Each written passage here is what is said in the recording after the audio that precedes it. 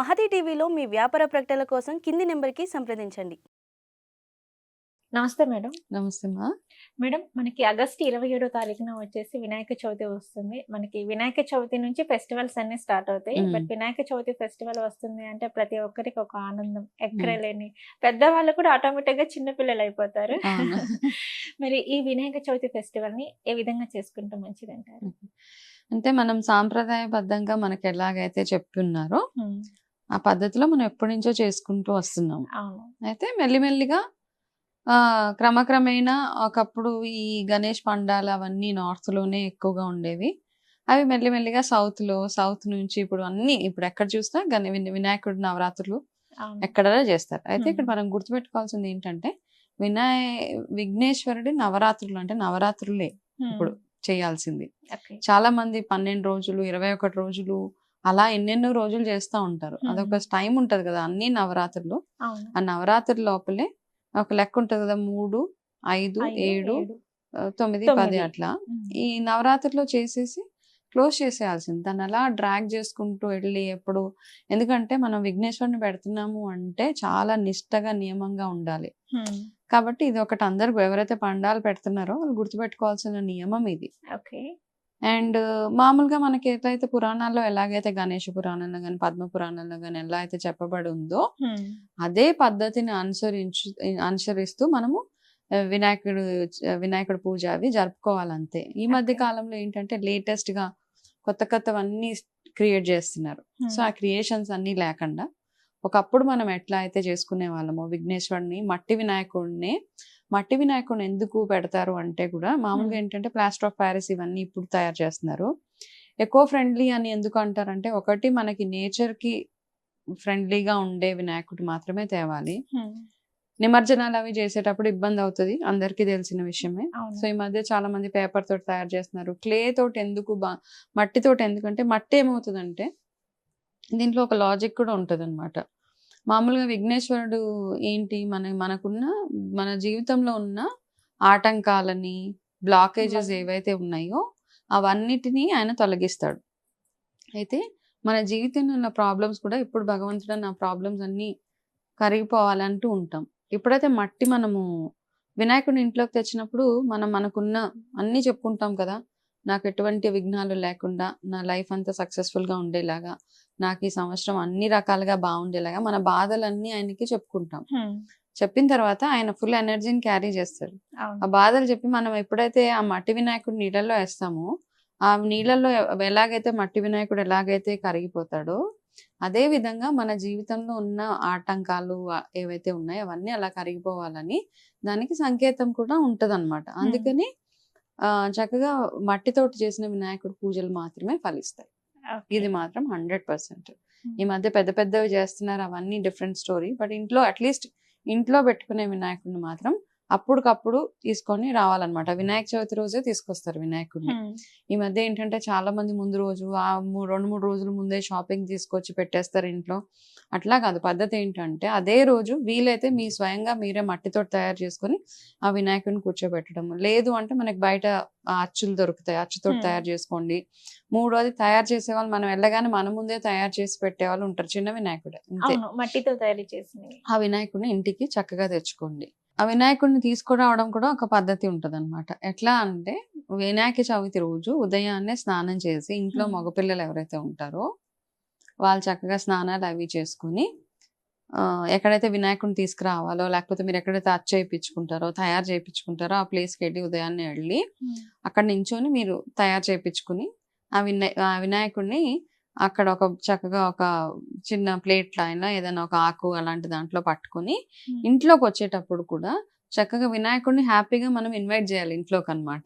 ఆహ్వానించాలి. ఆయనకి చక్కగా బొట్టు పెట్టి కొంచెం హారతి ఇచ్చి లోపల తీసుకురాగానే ఏం చేస్తారంటే మీ పీట అవి రెడీ చేస్తారు కదా, ఆ రెడీ చేసిన దాంట్లో ఒక బియ్యము అవన్నీ పీట మీరు ఎట్లా అయితే రెడీ చేసుకుంటారో ఆ ప్రకారంగా కాస్త బియ్యం వేసి ఒక బట్ట వేసి అప్పుడు వినాయకుడిని కూర్చోబెట్టి దాని తర్వాత పాల వెళ్ళి అవన్నీ కట్టుకుని మీ పూజ విధానాలు ఏదైతే మీ పద్ధతులు ఏవైతే ఉన్నాయో అవన్నీ స్టార్ట్ చేసుకోవచ్చు. అయితే ఇది నేను ఫాలో అయ్యే ప్రొసీజర్ అన్నమాట.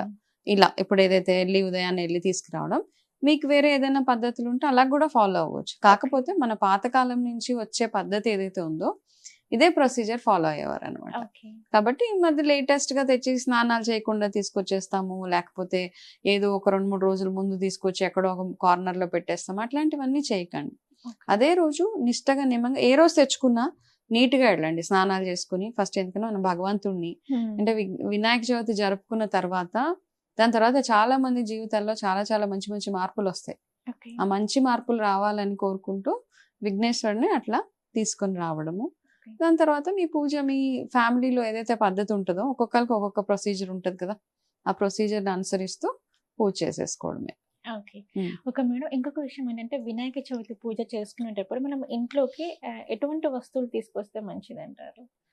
ఇంట్లోకి వస్తువులు అంటే వినాయక చవితి రోజు మనం ఏ పండగ అయినా ఏ పూజ అయినా మనం ముందు మన ఇంట్లో ఈ పసుపు కుంకుమ, వినాయక చవితి రోజు మీకు వీలైతే ఎవరైనా బ్రాహ్మణులకి ఏదైనా దానం అవి చెయ్యండి. అదే కాకుండా మీ ఇంట్లో కావాల్సిన సామాగ్రి ఏదైతే ఉంటుందో అవన్నీ గ్రాసరీస్ అంటాం అవన్నీ తెచ్చుకొని ఆ రోజు, ఇంకా అది కాకుండా మీరు ఏమైనా దేవుడి పటాలు అవి కొనుక్కోవాలనుకున్నా, లేకపోతే ఇంట్లో ఏదైనా శుభ సూచకంగా కొన్ని తెచ్చుకుంటూ ఉంటారు, అట్లాంటివి ఏమైనా కావాలంటే తెచ్చుకోవచ్చు. కానీ ఖచ్చితంగా ఆ రోజు ఉదయాన్నే ఫస్ట్ థింగ్ మనం కొనుక్కోవాలి వినాయక చవితి రోజు అంటే పాలు, పెరుగు, బెల్లము అట్లాంటివి కొనుక్కుంటే సరిపోతుంది. ఓకే. Okay ma'am. ఇంకొకటి ఏంటి అంటే వినాయక చవితి రోజు చాలా మంది కలశం అనేది పెట్టుకోలేరు.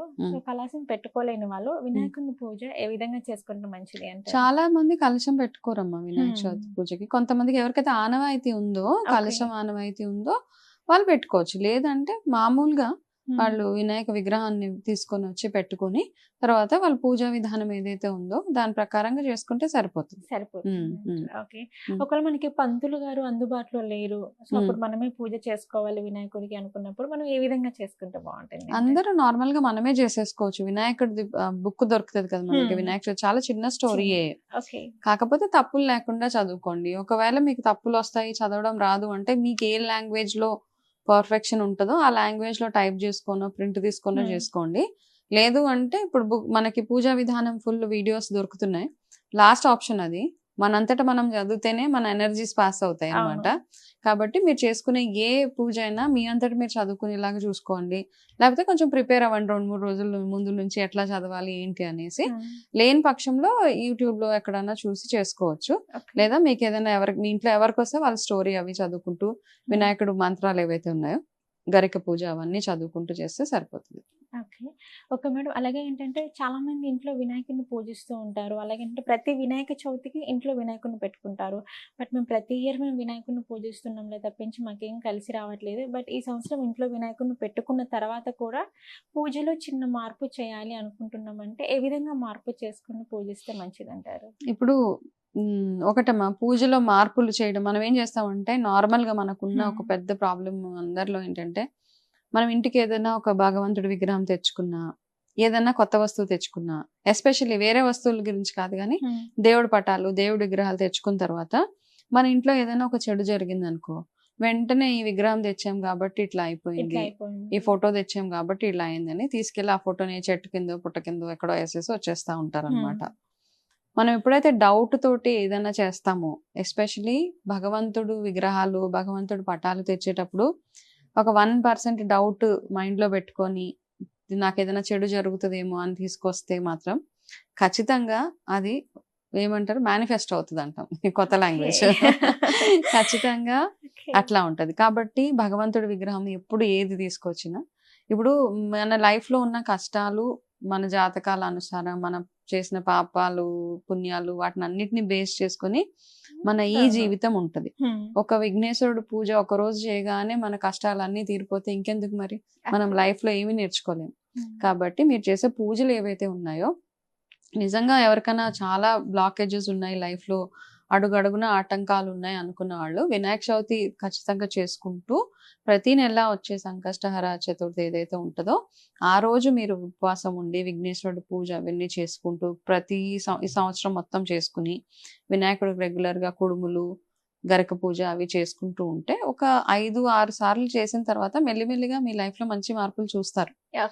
అంటే వినాయక చవితి కోసం వెయిట్ చేసి ఆ రోజు ఒక్కరోజు పూజ చేసి ఆ తర్వాత మా లైఫ్ లో ఏం జరగట్లేదు అనుకొని బాధపడే కంటే కూడా నిత్య పూజలు, నిత్య దీపారాధన, నిత్య ఆరాధన ఎవరైతే చేస్తారో వాళ్ళకి ఖచ్చితంగా మంచి జరుగుతుంది. ఓకే. Okay madam. ఫైనల్‌గా ఏంటంటే వినాయకుడిని పూజించాలంటే ఫస్ట్ ఆఫ్ ఆల్ చాలా మంది ఒక్క గరిక పూసతో అయినా సరే వినాయకుడిని పూజించాలి అనేసి అంటారు. మనం వినాయకుడికి ఏమి సమర్పించకపోయినా గానీ కనీసం ఒక గరికనైనా సమర్పించాలి అంటారు కదా! ఎందుకు గరిక అంత ప్రత్యేకత అంటారు? అయితే మామూలుగా ఏంటంటే గరిక అందరూ ఏంటంటే గ్రీన్ కలర్ లో ఉంటది కాబట్టి వినాయకుడికి గ్రీన్ కలర్ అంటే ఇష్టం కాబట్టి బుధ గ్రహానికి రిలేట్ చేస్తాం కాబట్టి ఇట్లా అన్ని ఒక్కొక్కరు ఒక్కొక్కలాగా చెప్తూ ఉంటారు. కాకపోతే అందరికీ తెలిసిన ఒక చిన్న స్టోరీ నేను కూడా చెప్తాను. విఘ్నేశ్వరుడు ఏమవుతుందంటే అల్నాసురుడు అని ఒక రాక్షసుడు ఉండేవాడు ఒకప్పుడు. ఆ రాక్షసుడు ఏంటంటే వేడి అన్నమాట. అతను చాలా నిప్పులు కురిపించేవాడు అతను. అతని పని ఏంటంటే దేవతలందరినీ ఇబ్బంది పెట్టడమే వెళ్ళి. అతను ఒక వేడి శరీరం యొక్క వేడితో అందరినీ, ఇప్పుడు మనకి ఎండాకాలం 40 degrees రాగానే ఎట్లా ఉంటది మనకి చల్లదనం, అదే ఆ 40 degrees కాస్త 100 degrees అట్లా అయిపోతే నీ దగ్గరికి వస్తే మనం ఉండలేం కదా. సో అతను ఎప్పుడైనా డిస్టర్బ్ చేయాలి అనుకున్నప్పుడు, దేవతలకి ఏదైనా ఇబ్బంది కలిగించాలి, వాళ్ళు చేసుకునే పూజలు అట్లాంటి వాటిలో యజ్ఞాలు హోమాలు చేస్తున్నప్పుడు ఈ వేడితోటి అందరినీ ఇబ్బంది పెట్టేవాడు అనమాట, మంటలతోటి వేడితోటి. అప్పుడు అందరూ ఏం చేశారంటే విఘ్నేశ్వరుడి దగ్గరికి వెళ్ళి మొరబెట్టుకున్నారు. స్వామి ఇట్లా మమ్మల్ని ఏ పుణ్యకారం చేసుకోవాలన్నా ఇట్లా వచ్చి ఇతను చేస్తున్నాడు, మమ్మల్ని అందరిని ఇబ్బంది పెడుతున్నాడు అంటే విఘ్నేశ్వరుడు ఏం చేస్తాడంటే ఇట్లా కాదని అతనితో యుద్ధం చేసి అతన్ని మింగేస్తాడు. స్టోరీ ఆ మింగేసిన తర్వాత ఆ వేడికి ఆయన కూడా తట్టుకోలేడు అనమాట. ఆ వేడి చాలా అనమాట, హీట్ తట్టుకోలేకపోతా ఉంటే దేవతలు అందరూ ఏం చేస్తారంటే ఎట్లా అంటే ఆయుర్వేదంలో ఏంటంటే గరిక ఉంటది కదా, గరికకి చల్లదనాన్ని ఇచ్చే గుణం ఉంటది అనమాట, కూలింగ్ ఎఫెక్ట్ ఉంటది గరిక. కాబట్టి ఆ గరికని తీసుకొచ్చి ఆయన గరికతోటి ఆయన మొత్తం గరికని కప్పుతారు ఆయన మీద, కప్పి గరికతోటి వాటర్ అవి తాగిపిస్తే అప్పుడు సెటిల్ అవుతుంది అనమాట. సో అతన్ని ఇంత పెద్ద ప్రాబ్లం నుంచి బయటకు తీసుకొచ్చారు కాబట్టి ఆ రోజు నుంచి ఆయనకి గరిక అంటే చాలా ప్రీతికరం అనమాట. అయితే గరిక గురించి మాట్లాడుకుంటున్నాం కాబట్టి గరికలో ఇంకొక గుణం ఏంటంటే ఎటువంటి వెదర్ కండిషన్స్ లో అయినా, చల్లగా ఉన్నా ఎండగా ఉన్నా ఎన్ని డిగ్రీస్ ఎండ ఉన్నా నీళ్లు పోసినా పోయకపోయినా గరిక పెరుగుతూనే ఉంటది అనమాట. అంటే మనకి ఏం సింబలైజ్ చేస్తుంది అంటే మనము ఎటువంటి పరిస్థితులు, మనిషి ఎన్నో పరిస్థితులు ఎదుర్కొంటూ ఉంటారు కదా, ఎటువంటి కష్టాలు వచ్చినా ఒక్క అడుగు కూడా వెనక్కి వేయకుండా మనము ముందుకు వెళ్తూ ఉండాలి అని అదొక స్టెబిలిటీని చూపిస్తూ ఉంటది అనమాట. ఎనీ సిచ్యువేషన్ ని మనం హ్యాండిల్ చేసేలాగా ఉండాలి, ఎటువంటి పరిస్థితులన్నా మనము తట్టుకోనగలగాలి అని అదొకటి చూపిస్తూ ఉంటది మనకి గరిక. కాబట్టి ఇలా గరిక గురించి చెప్పుకోవాలంటే ఎన్నో ఉన్నాయి, ఎన్నో ఔషధ గుణాలు కూడా ఉన్నాయన్నమాట. చాలా మందికి ఎవరికైతే చాలా హీట్ బాడీ ఉంటుందో వాళ్ళు గరికని వాటర్ లో వేసి నెక్స్ట్ డే మార్నింగ్ ఆ వాటర్ అవి తీసుకుంటూ ఉంటే వాళ్ళలో బాడీలో ఉన్న హీట్ అవన్నీ తగ్గుతూ ఉంటది అనమాట. కానీ అది భగవంతుడికి కూడా రిలేట్ అయి ఉంటది. కాబట్టి ఇట్లా ఆ రోజు అందరూ ఆయన అలా కాపాడారు కాబట్టి ఆ రోజు నుంచి గరిక పూజ చేసిన వాళ్ళని భగవంతుడు ఎప్పుడు కాపాడతాడని అలా ఒక స్టోరీ మన పురాణాల నుంచి వచ్చిందనమాట. మేడం, వినాయకుడికి ఎంతో ఇష్టమైన నైవేద్యం ఏదైనా ఉంది అంటే అది ఉండ్రాలు. సో మరి ఈ వినాయక చవితికి ఎటువంటి పిండి పదార్థాలు చేసుకుంటే మంచిది అంటారు? పిండి పదార్థాలు మామూలుగా అయితే భగవంతుడికి 5 రకాల పళ్ళు, 5 రకాల నైవేద్యాలు సరిపోతాయి. 5కు మించి చేసుకోవాలంటే మన ఇష్టం, 9, 11, 21 అట్లా ఎవరికి వచ్చినట్టు వాళ్ళు చేసుకోవచ్చు. మెయిన్ గా ఏమైనా చేయాలి అంటే కుడుములు ఖచ్చితంగా, ఉండ్రాళ్ళు కుడుములు ఖచ్చితంగా ఉండ్రాళ్ళు చేయాలి. రెండోది పాల తాలికలు అంటారు, పాల తాలికలు, బెల్లం తాలికలు, అటుకులు, బెల్లము, ఇవి ఖచ్చితంగా ఈ 5 అయితే ఉండేలాగా చూసుకోండి. తర్వాత మిగతావన్నీ ఏవైతే ఉన్నాయో గారెలు, బూరెలు, పులిహోర, తర్వాత ఇంకా ఎన్నో ఉన్నాయి అన్నమాట. వినాయక చవితి రోజు పనసాకులో ఆవిరి కుడుము పెడతాను. సో దాంతో చింత చిగురుతో పచ్చడి, చింతకాయ పచ్చడి అని ఇట్లా ఎన్నో ఉన్నాయన్నమాట. సో కానీ మా అత్తగారి నుంచి మాకు వచ్చిన అంటే ఒక్కొక్కరి ఫ్యామిలీలో ఒక్కొక్కటి ఉంటుంది, ఖచ్చితంగా ఇది పెట్టాలి అని. మా ఇంట్లో ఏంటంటే తుమ్మాకు అమ్ముతారు ఆ రోజు, ఖచ్చితంగా తుమ్మాకు విఘ్నేశ్వరుడికి ఆఫర్ చేస్తారు అనమాట, పెడతారు. అయితే గోధుమ పిండితో చిన్నగా ఉండ్రాలు లాగా చేసి గోధుమ పిండితో ఉండ్రాలు చేసి అవి పాలల్లో వేసి ఉడికిచ్చి దాంట్లో ఇంకా ఏమి షుగర్ అదంతా లేదు, తుమ్మాకు వేసి అది భగవంతుడికి పెడతాం అనమాట నైవేద్యంగా. అది ఒకటి మా అత్తగారి నుంచి మేము ఫాలో అయ్యేది. సేమ్ థింగ్ మీ అత్తగారు మీ ఫ్యామిలీస్ లో ఏదైతే ఒక ప్రసాదం ఉంటది ఖచ్చితంగా ఇది పెట్టాలి అని, అది ఏదైతే ఉందో అది పెట్టండి. ఒకటేంటంటే వినాయకుడికి ఉండ్రాలు చేసేటప్పుడు మనం తినాలనుకుంటే ఎట్లా తింటామో అట్లానే చేసి పెట్టండి. చాలా మంది ఎట్లా పడితే అట్లా చేసేస్తాడు, గట్టిగా రాళ్ళలాగా చేసేస్తా ఉంటారు.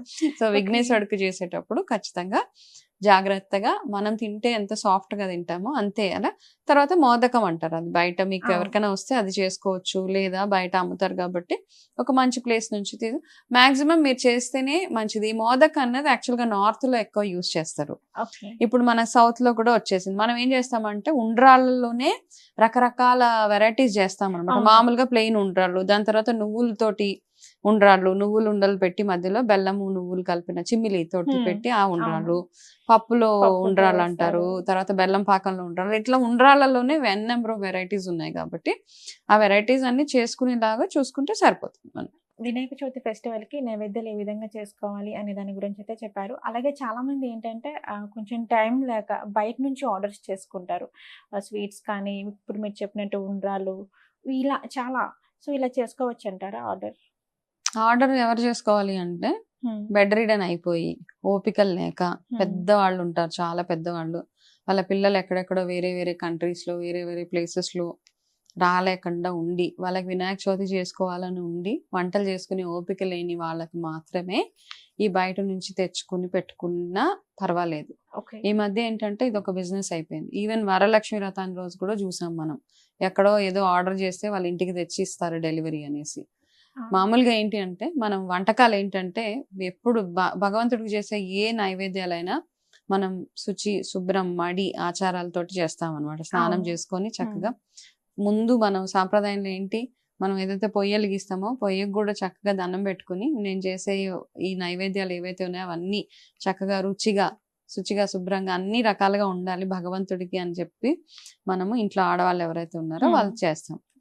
ఇక్కడ బేసిక్ గా ఏంటంటే మనకి అంత మాత్రం చేసుకునే ఓపిక లేకుండా ఎవరు ఉండరు కూడా. ఖచ్చితంగా 100లో 21, 31 అట్లా చేయవసరం లేదు. బేసిక్ 5 థింగ్స్ చేయండి, 5 సరిపోతాయి. 5 రకాల పళ్ళు బయటకు తీసుకురండి, 5 రకాల నైవేద్యాలు. ఏది నైవేద్యాలు చేయడానికి కూడా టైం లేదు అంటే మాత్రము అటుకులు, పుట్నాలు, బెల్లము, ఇట్లాంటి కొబ్బరికాయ, ఇట్లాంటివి ఎన్నో ఉన్నాయి కదా చిన్నవి ఈజీగా చేసుకునేవి. ఇట్లాంటివన్నీ చేసుకోవచ్చు. మనం బయట నుంచి తెచ్చుకున్నప్పుడు ఎవరు ఎంత చెప్పినా చాలా మంది చెప్తున్నారు మేము నీట్ గా శుచిగా శుభ్రంగా చేస్తాము, నైవేద్యాలు ఆర్డర్ చేయండి. ఫస్ట్ మనం ఆలోచించాల్సింది అది వాళ్ళకి బిజినెస్, ఇట్స్ ప్యూర్ బిజినెస్. ఫ్రీగా ఎవరు ఇవ్వట్లేదు. మీరు చేసే ఇప్పుడు మనం భగవంతుడికి పూజ అంటే అన్ని రకాలుగా చేస్తేనే మనకు ఆ పుణ్యం ఫలితం దక్కుతుంది. వంట దగ్గర ఎందుకు బద్ధకం? సరే రోజు ఆఫీసులకి వెళ్తున్నారు, కొంచెం ఆ మాత్రం వంట చేసుకోలేమా? అదొక సరదా కదా. మనం పిండి వంటలు చేస్తున్నాం ఒక పూజకి అంటే నలుగురు కలిసి అందరం కూర్చొని చేస్తా అంటే. అంతేగాని మనము ఫొటోస్ కి శారీస్ కట్టుకొని ఫొటోస్ దిగే టైము, ఇన్స్టాగ్రామ్ రీల్స్ చేసే టైం, ఇవన్నిటిని పక్కన పెట్టేస్తే ఈజీగా మనం వంటకాలు చేసుకోవచ్చు. అది మీ ఎనర్జీ. మీరు ఏ ఉద్దేశంతో చేస్తున్నారా ప్రసాదాలు? భగవంతుడికి ఎనర్జీ, మనం చేసే పూజ మన ఎనర్జీ, మన ఇంటెన్షన్ అక్కడ వర్కౌట్ అవుతుంది. ఎవరో తెచ్చింది రోడ్ అంతా దాటి ఆ రోడ్ మీద తీసుకొస్తారు కదా, ఆ రోడ్ మీద తీసుకొచ్చేటప్పుడు ఎప్పుడైనా నైవేద్యము గడప దాటకూడదు, ఇంట్లోనే చేసుకోవాలి ఆ నైవేద్యాలు. గడప దాటిన నైవేద్యాలు నిజంగానే పనికిరావు, ఎక్కడ పనికిరావు, పూజకి అస్సలే పనికిరావు. కాబట్టి అవి మీరు నార్మల్ గా ఇంటికి గెస్ట్లు వస్తే పండగ రోజు గెస్ట్లను పిలుస్తున్నారు, ఆ నైవేద్యాలన్నీ వాళ్ళకి పెట్టండి. బయట కొనుక్కున్న స్వీట్స్ అంట, నేను నైవేద్యం అని పేరు కూడా పెట్టాం వాటికి. బయట కొనుక్కున్న అవుట్ సైడ్ ఫుడ్ ఏదైతే ఉందో అది వాళ్ళకి పెట్టండి. మీరు భగవంతుడికి ఒక్క వెరైటీ పెట్టినా 2 ఏమీ పెట్టడం కుదరట్లేదు. ఇంకా దీనికి కూడా నాకు ఓపిక లేదు భగవంతుడు అంటే పాలు వరగబెట్టి అందులో కాస్త యాలకుల పొడి వేసి కాస్త పంచదార కొంచెం కుంకుమ పువ్వు వేసి వినాయకుడికి అక్కడ పెట్టేయండి. అటుకులు బెల్లం పెట్టేసేయండి అంతే. అంతకు మించి అట్టిపళ్ళు పెట్టండి, కొబ్బరికాయ కొట్టేయండి, దండం పెట్టుకోండి. ఈసారికి నేను ఇంతే భగవంతుడా, ఇంతకు మించి నేను చేయలేకపోతున్నాను. ఏం పనిష్మెంట్ ఇవ్వడు భగవంతుడు మనకి, ఎక్కడా పనిష్మెంట్ రాదు. ఎన్నో పెట్టేయాలా, మీ అంతటా మీరు చేసుకుని ఒప్పుకుంటా చేసుకోండి. పెద్ద ఎలాబరేట్ గా ఎన్ని చేసుకుంటారో అన్ని చేసుకోండి. ఓకే, ఎవరికి ఇంకా అసలే ఓపిక లేదంటే అటుకులు మిక్సీలో వేసేయండి. కొంచెం అటుకులు, కొంచెం కొబ్బరి, కొంచెం బెల్లము, కొంచెం నెయ్యి వేసి కొంచెం యాలకుల పొడి వేసి ఒక్కసారి తిప్పేస్తే మిక్సీలో ఇట్లా చిన్న లడ్డూలాగా అవుతుంది. ఆ లడ్డూలు భగవంతుడికి పెట్టేసేయండి. అంతే, సింపుల్ గా చేసుకునే ఎన్నో ఆప్షన్స్ ఉన్నాయి. అనవసరంగా ఈ మార్కెటింగ్ బిజినెస్ వాళ్ళు చాలా చాలా చెప్తూ ఉంటారు. నా ఉద్దేశం మాత్రమే అది. Me at the end of the day me choice అది.